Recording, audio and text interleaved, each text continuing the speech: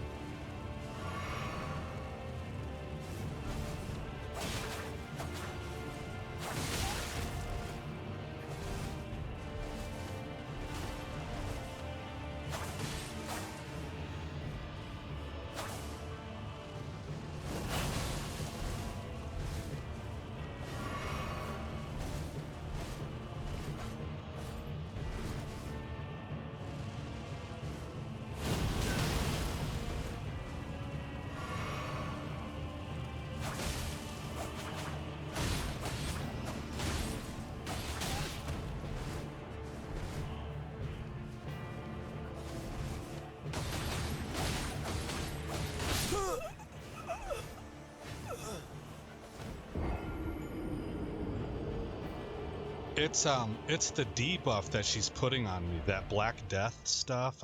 I'm not really quite sure what it is. I forgot what it's called, but it lowers your health bar. And over the course of this fight, that I think is what's really doing me in.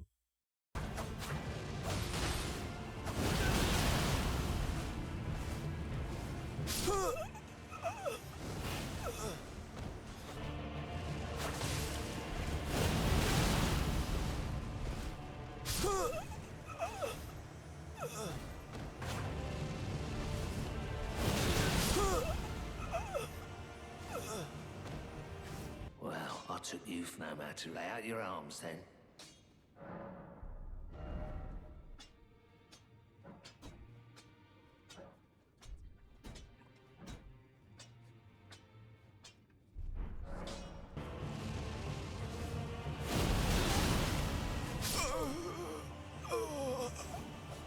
Oh, darn it.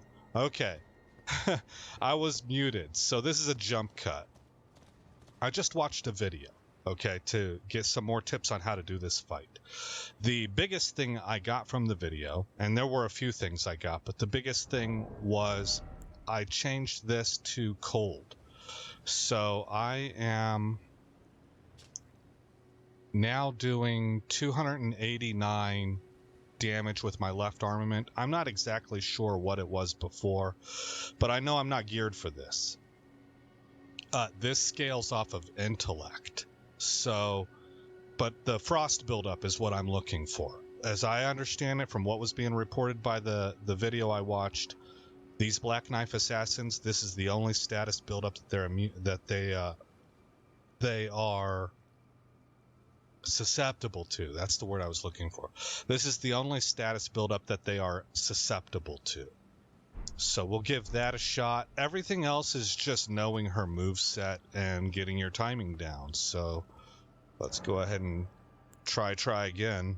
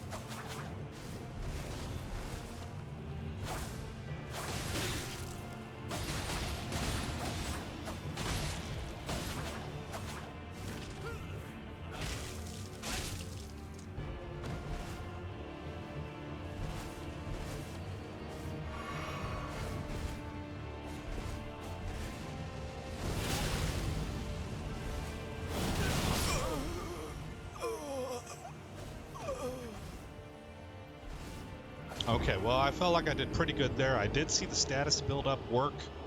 I need to know how to... I got to be able to run away from that jump death rune attack that she does.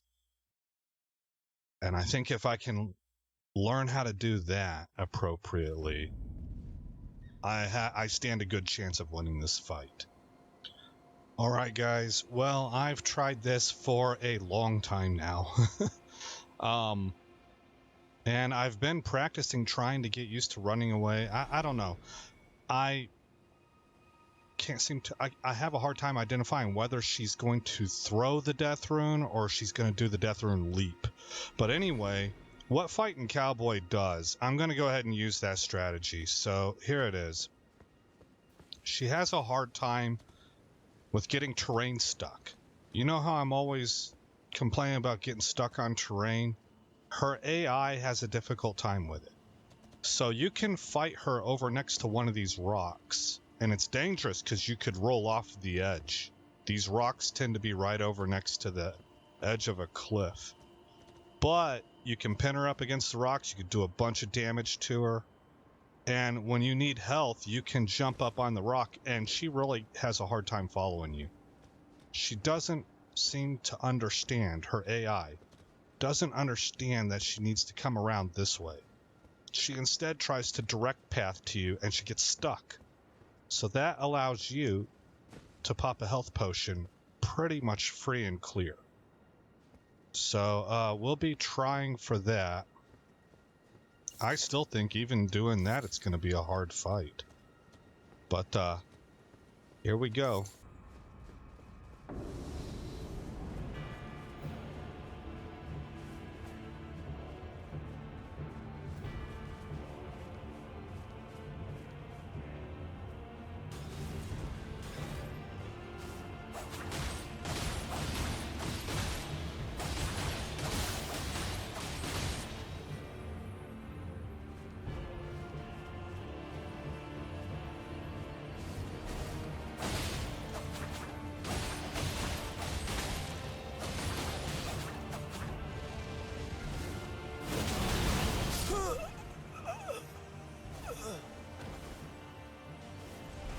I tried to dodge that. I knew to run, but the time it takes for the animation to kick off and then your guy to actually run, you just got to do it faster than what I did there. So try again.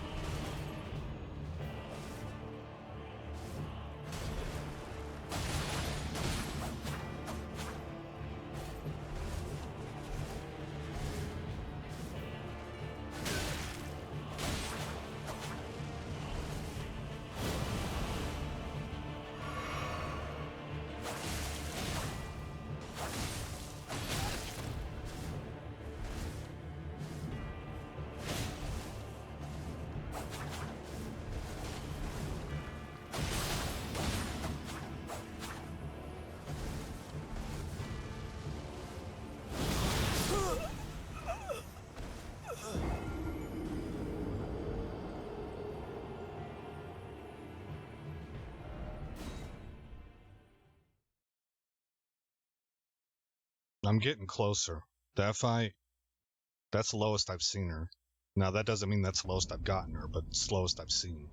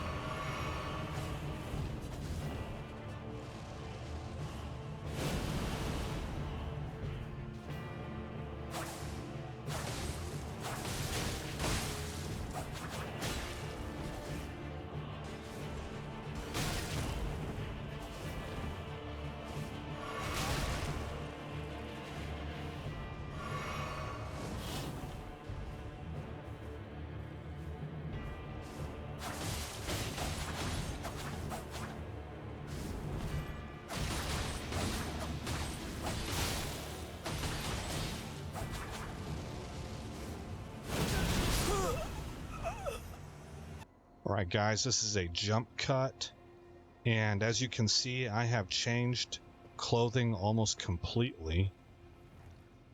I kept the mask because I get +3 arcane from it, but we are going with a light load. I like this, I like the playstyle, I like how light and nimble he feels. He really doesn't, the reason I didn't go with this before is, to me, the animation doesn't look tremendously different, but in the gameplay, he seems to get away from stuff that the medium equipment load does not. To complement that, I have gone with the Blue Dancer Charm, replacing the one that does damage mitigation, and in the future, it'll probably replace the Green Turtle Talisman, I'm thinking. And I'll re-equip the poison one, poison and rot. So that's the plan. Now with this, we are fully committed to daggers.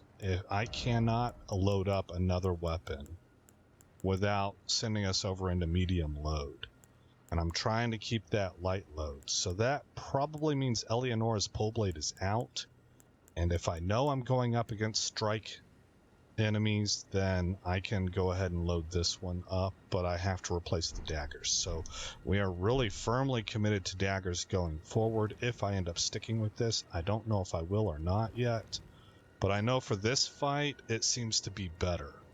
So let's go ahead and get rolling again. I will mute Mike.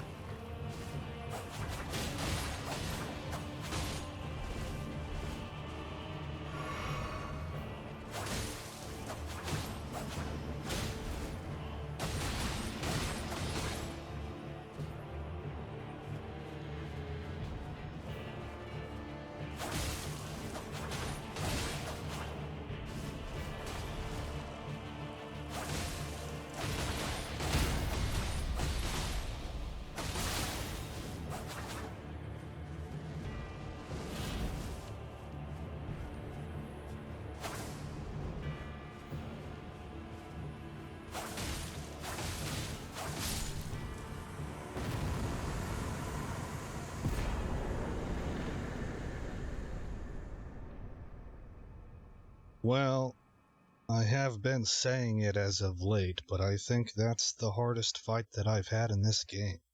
Maybe it would be because I've been playing the game for so long now on a first playthrough. Maybe it would be more appropriate to say it's the hardest fight I've had in a while. I tried a bunch of different things, guys. I don't think I'll have it included here, but I tried going down to a light equipment load. That means I swapped out almost my entire armor set.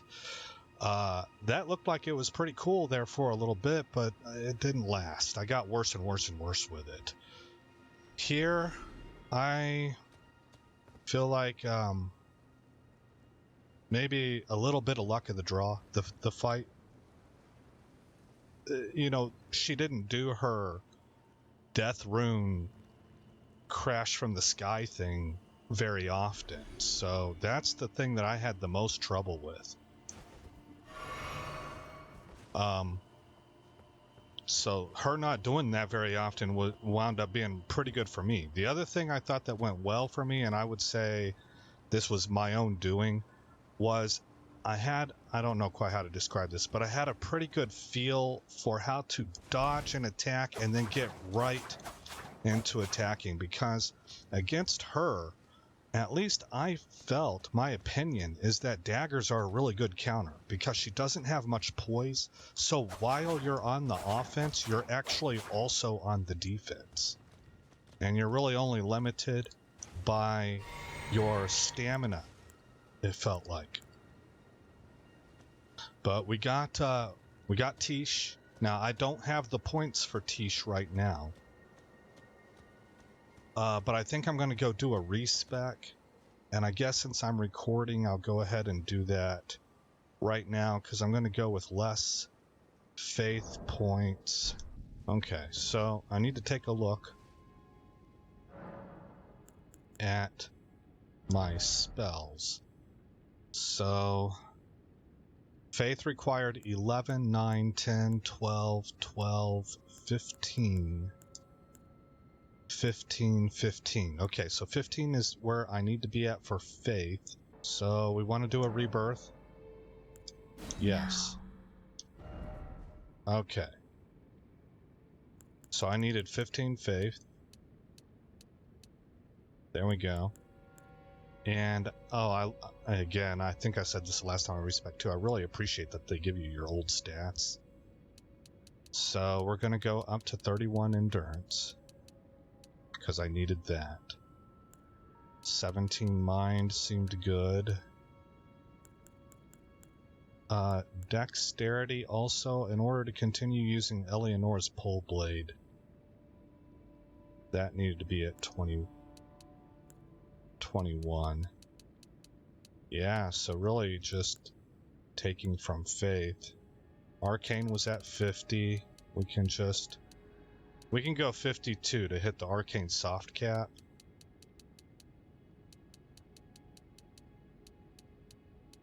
That's the mid-range soft cap.